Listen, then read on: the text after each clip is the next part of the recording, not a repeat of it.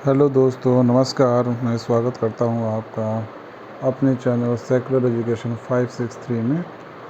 और आप लोग के साथ आज फिर से हम लोग शेयर करते हैं कक्षा 7 की एनसीईआरटी, जिसका नाम है सोशल एंड पॉलिटिकल लाइफ। ठीक है, इसमें अध्याय नंबर 3 हम लोग देखते हैं कि राज्य शासन कैसे काम करता है। ठीक है, तो जैसा कि साथियों आपको पता है कि अपने देश में 3 तरह की शासन व्यवस्था है। ठीक है, एक संघीय राज्य व्यवस्था है, ठीक है, जो जिसे केंद्र सरकार भी बोलते हैं हिंदी में, और दूसरा राज्य सरकार होती है, और तीसरा जो है अपना क्षेत्रीय सरकार, जिसको पंचायत सरकार बोलते हैं। गांव में ग्राम पंचायत सरकार बोलते हैं, नगरों में जो है नगर पालिका या नगर पंचायत बोलते हैं। ठीक है, या नगर निगम बोलते हैं।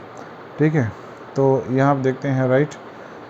पिछले वर्ष हमने यह चर्चा की थी कि शासन 3 स्तरों पर काम करता है, स्थानीय, राज्य और केंद्र। ठीक है, हमने कुछ विस्तार के साथ स्थानीय शासन के कार्यों के बारे में जाना भी था। इस अध्याय में हम जानेंगे कि राज्य स्तर पर शासन कैसे कार्य करता है, लोकतंत्र में राज्य का शासन किस तरह किया जाता है, विधानसभा सदस्यों और मंत्रियों की क्या भूमिका है, लोग शासन के सामने अपने विचार कैसे रखते हैं या किसी कार्य की मांग कैसे करते हैं। हम इन प्रश्नों पर विचार करने के लिए स्वास्थ्य का उदाहरण लेते हैं। ठीक है, अब यहाँ देखते हैं फिगर भी। देख, यहाँ लिखा है अपने राज्य में पानी की कमी है और बहुत से लोग बीमार पड़ रहे हैं। ठीक है, यहाँ कुछ बच्चे हैं, पेपर पढ़ रहे हैं। कई गांवों में लोग गंदला पानी पीते हुए पाए गए। नदी नाले और तालाब सूख गए, बुरी तरह से प्रभावित हैं। इलाकों में गांव के लोग दूर दूर से पानी लेकर आ रहे हैं। ठीक है, जिला मुख्यालय पातालपुरम में लोगों को 3 दिन में एक बार पानी की सप्लाई दी जाती है। यहाँ का जिला चिकित्सालय मरीजों से अटा पड़ा है, इसमें बड़ी संख्या में हैजे से पीड़ित हैं।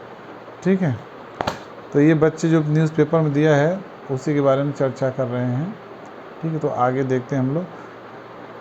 टीवी पर समाचार में बताया गया था कि हैजे से 10 लोगों की मृत्यु हो गई है। क्या ऐसा हो सकता है कि क्या कोई सचमुच इससे मर सकता है? ठीक है, लड़की पूछ रही कि हैजे सचमुच कोई मर सकता है क्या? क्या पता, बस मुझे न हो जाए यह बीमारी। ये लड़की सोच रही मुझे न हो जाए। मेरी मम्मी ने कहा है कि बाज़ार में कुछ ठंडा नहीं पीना है। आज सुबह उन्होंने अपना एक भाषण मुझे सुना दिया। तुम्हें अपनी सेहत की जिम्मेदारियां संभालनी चाहिए सिरीन। ठीक है, ये हंसने लगी, ही। ठीक है, रैली के कारण यह सड़क बंद है। रैली वालों ने विधायक के घर का घेराव कर लिया है। सचमुच? लेकिन क्यों, उन्होंने कुछ कर दिया है क्या? हाँ, ये लोग उस समय काम पर गुस्सा दिखा रहे हैं जिन्होंने किया ही नहीं। और हम यह मांग करते हैं कि अधिकारी तुरंत स्वास्थ्य की स्थिति पर नियंत्रण पाने के लिए कदम उठाएं। हमारे विधायक को इसकी जिम्मेदारी लेनी पड़ेगी, ये बोल रहा है। ठीक है, कैसी ऊंची आवाज़ इनकी, ये कोई नेता वेता होंगे। श मैंने इन्हें टीवी पर भी देखा है, ये विरोधी दल के नेता हैं। ठीक है, विधायक कौन होता है? अब यहाँ दिया गया है विधायक कौन होता है। उपरोक्त भाग में आपने पातालपुरम की कुछ घटनाओं के बारे में पढ़ा। आप शायद जिलाधीश, चिकित्सा अधिकारी जैसे अधिकारियों के नामों से परिचित भी होंगे, परंतु क्या आपने विधायक और विधानसभा के बारे में सुना है? क्या आप अपने क्षेत्र के विधायक यानी MLA, member of legislative assembly, ठीक है, जिसका फुल फॉर्म होता है, से परिचित हैं? क्या आपको पता है कि वे किस पार्टी के हैं?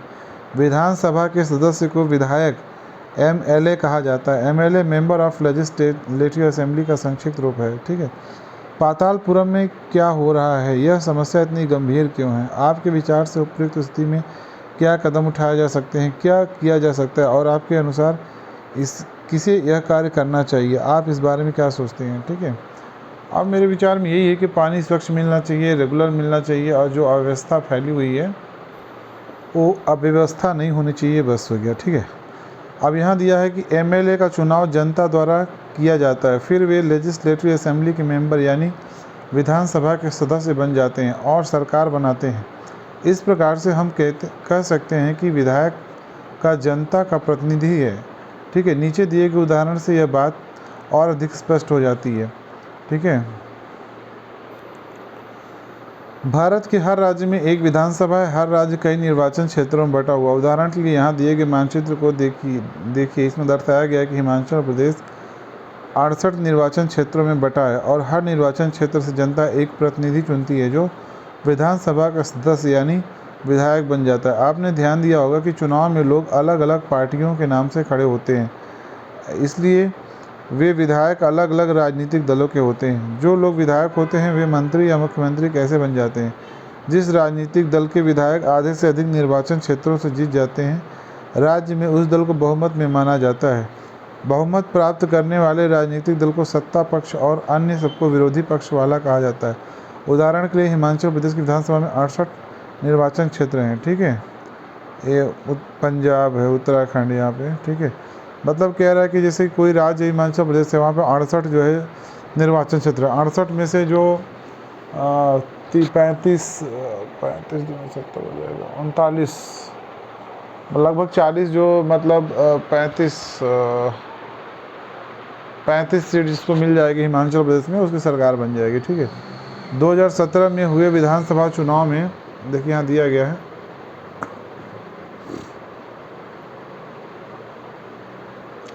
2017 में हुए विधानसभा चुनाव में परिणाम।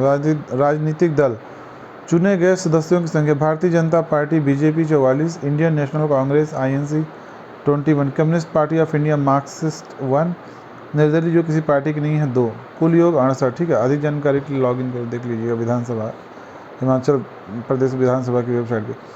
विभिन्न राजनीतिक दलों के उम्मीदवारों ने 2017 का विधानसभा चुनाव जीता और वे विधायक बन गए। विधानसभा में कुल विधायकों की संख्या 68 है, इसलिए बहुमत प्राप्त करने के लिए किसी भी राजनीतिक दल को 34 से अधिक विधायकों की आवश्यकता होगी। भारतीय जनता पार्टी के 44 विधायक होने के कारण उन्हें बहुमत मिल गया है और वे सत्ताधारी दल के सदस्य बन गए। अन्य सब विधायक विरोधी दल के सदस्य बन गए। इस उदाहरण में इंडियन नेशनल कांग्रेस मुख्य विरोधी दल बनी, क्योंकि भारतीय जनता पार्टी के बाद सर्वाधिक विधायक उसी के थे। विरोधी पक्ष में कुछ अन्य पार्टियां भी थीं और कुछ निर्दलीय उम्मीदवार भी थे जो चुनाव जीतकर आए थे।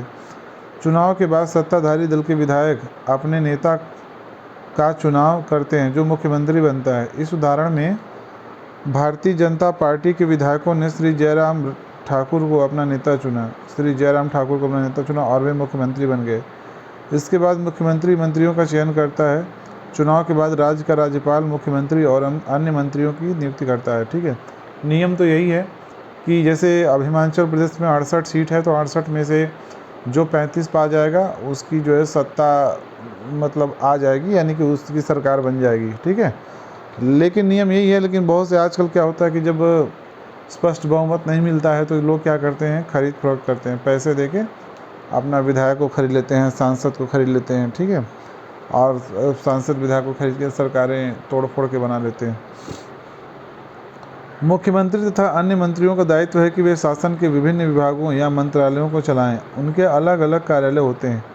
विधानसभा ऐसा स्थान होता है जहां सभी विधायक, चाहे वे सत्ताधारी दल के हों या अन्य विरोधी दल के, विभिन्न विषयों पर चर्चा करने के लिए एकत्रित होते हैं। इस तरह कुछ विधायकों की दोहरी जिम्मेदारी हो जाती है, एक विधायक के रूप में और दूसरा मंत्री के रूप में। इसके बारे में हम आगे पढ़ेंगे। अब यहाँ पे विधानसभा में एक बहस। आफरीन सुजाता और उनके विद्यालय के कई अन्य विद्यार्थियों ने विधानसभा देखने के लिए राजधानी की यात्रा की। विधानसभा एक अत्यंत भव्य तथा प्रभावशाली भवन में स्थित थी। बच्चे बहुत उत्सुक थे।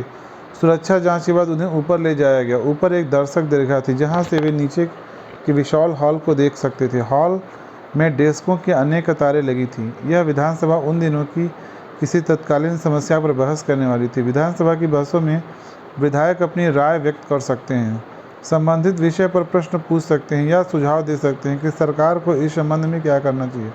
सदस्य इस विषय पर जो प्रतिक्रिया व्यक्त करना चाहे कर सकते हैं। इसके बाद मंत्री प्रश्नों के उत्तर देते हैं और सदन को आश्वस्त करते हैं कि जरूरी कदम उठाए जा रहे हैं। मुख्यमंत्री तथा अन्य मंत्रियों को निर्णय लेने के होते हैं और सरकार चलानी होती है, ठीक है।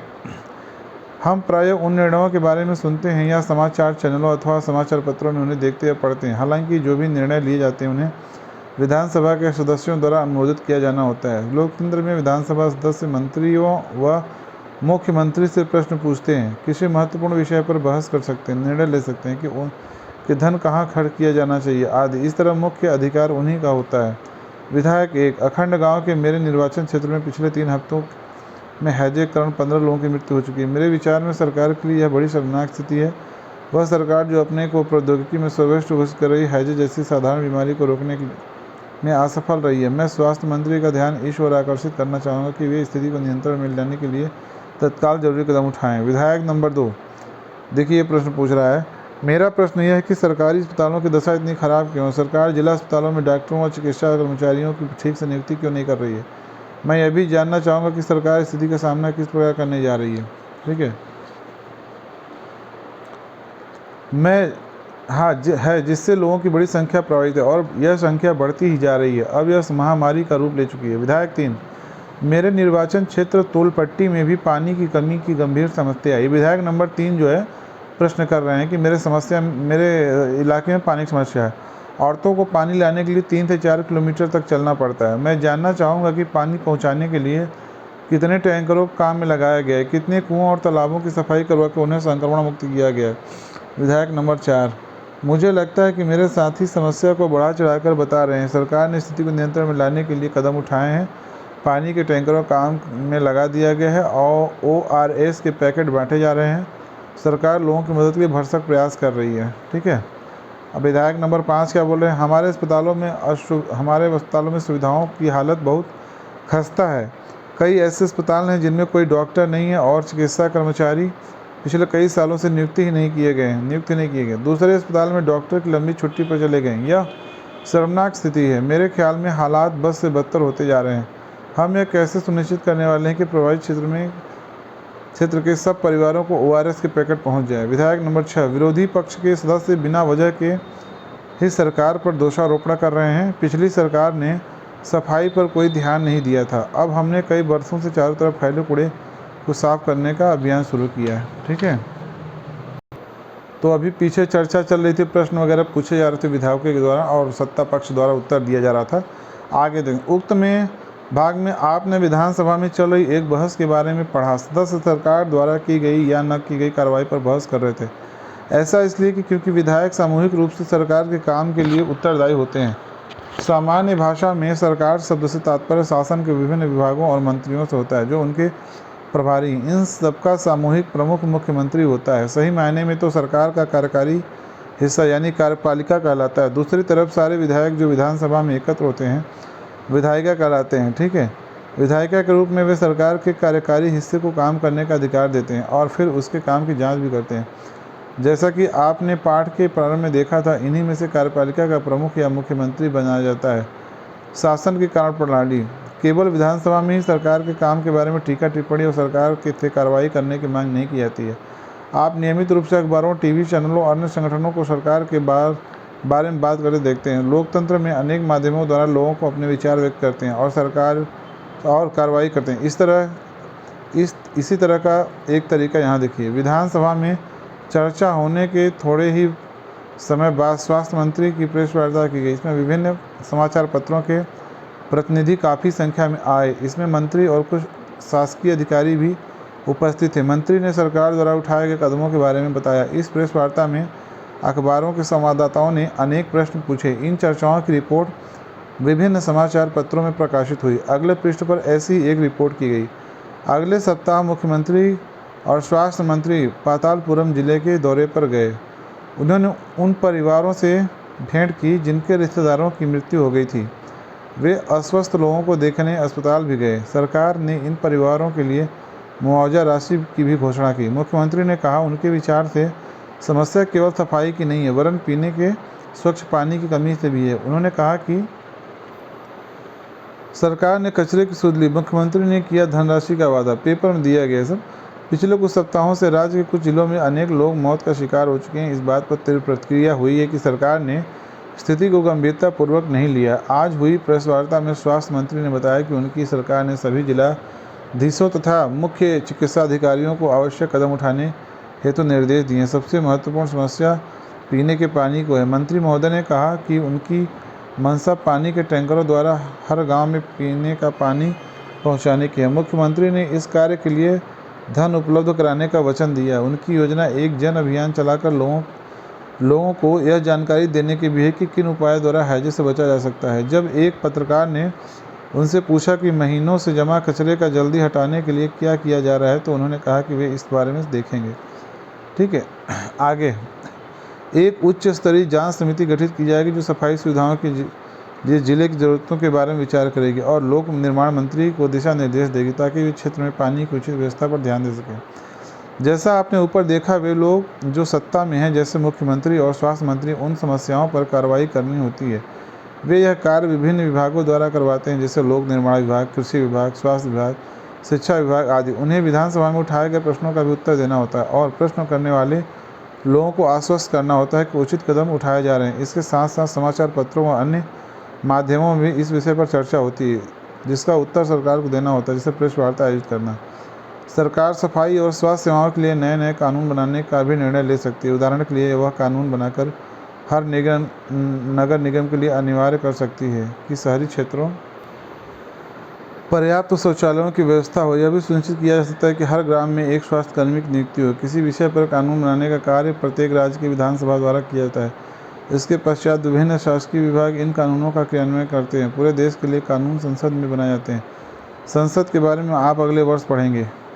लोकतंत्र में विधायकों एमएलए के रूप में जनता अपने प्रतिनिधि चुनती है और इस तरह शासन मुख्यतः जनता का ही होता है। फिर सत्ता पक्ष के सदस्य सरकार बनाते हैं और कुछ सदस्यों को मंत्री बनाया जाता है। ये मंत्री सरकार के विभिन्न विभागों के प्रभारी होते हैं। जैसे ऊपर दिए गए उदाहरण में स्वास्थ्य विभाग, इन विभागों द्वारा जो भी कार्य किया जाता है उसे विधायिका द्वारा अनुमोदित या स्वीकृत किया जाता है। ठीक है। अब यहाँ दिया गया, लोकतंत्र में लोग अपना मत व्यक्त करने और सरकार का विरोध करने के लिए सभाएं आयोजित करते हैं। देखिए यहाँ पे कोयला ठीक है, कोयले के खनन के विरोध में यहाँ पे देखिए रैली की जा रही है, वही सब दिखाया गया है। ठीक है, जंगल काट के कोयला को निकाला जा रहा है। ठीक है, वॉलपेपर की परियोजना। ठीक है, यहाँ पे तालिका दी गई, स्कूल विभाग, लोक निर्माण विभाग, कृषि विभाग, उनके कार्यों का विवरण। वॉलपेपर की परियोजना। वॉलपेपर एक मज़ेदार गतिविधि है। इसके माध्यम से रुचि के किसी विषय पर शोध किया जा सकता है। यहाँ जो तस्वीरें गई हैं वे कक्षा में वॉलपेपर बनाने के विभिन्न पहलुओं को प्रस्तुत करती हैं। शिक्षिका चुने गए विषय की पूरी कक्षा को परिचय देती हैं और संक्षिप्त चर्चा करके कक्षा को कुछ समूहों में बांट देती हैं। समूह उस मुद्दे पर चर्चा करता है और तय करता है कि वॉलपेपर में क्या क्या रखना चाहेगा। उसके बाद बच्चे अपने आप दो या दो की जोड़ी में इकट्ठी की गई सामग्री को पढ़ते हैं और अपने अनुभवों और विचारों को लिखते हैं। इसके लिए वे कविताओं, कहानियों, साक्षात्कार, विवरणों आदि की रचना करते हैं। ठीक है, जो भी सामग्री चुनी गई है, बनाई गई या लिखी गई, उससे समूह के लोग मिलकर देख लेते हैं। वे एक दूसरे के लिखे हुए वो पढ़ लेते हैं और अपना सुझाव देते हैं कि वे मिलकर यह तय करते हैं कि वॉलपेपर में क्या क्या जाएगा और क्या उसका लेआउट बनाते हैं। ठीक है,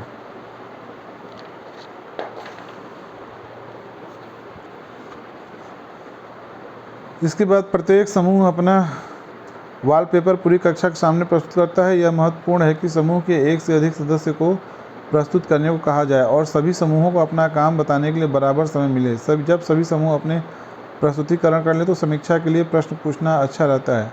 अपने आप क्या क्या कर सकते थे, क्या करने से उनका काम ज़्यादा व्यवस्थित हो जाता है, लेखन और प्रस्तुतिकरण सुधार के लिए क्या क्या किया सकता है। ठीक है, सन 2006 में डेंगू की महामारी विषय में यह वॉलपेपर कक्षा 6B केंद्रीय विद्यालय क्रमांक 2 हिंडन गाजियाबाद। ठीक है, ये सब वॉलपेपर है। यहाँ पे कुछ चीज़ें हैं। आम सभा, विधानसभा, प्रेस वार्ता देखते हैं। निर्वाचन क्षेत्र, शब्दों का मतलब यहाँ पे समझाया गया है।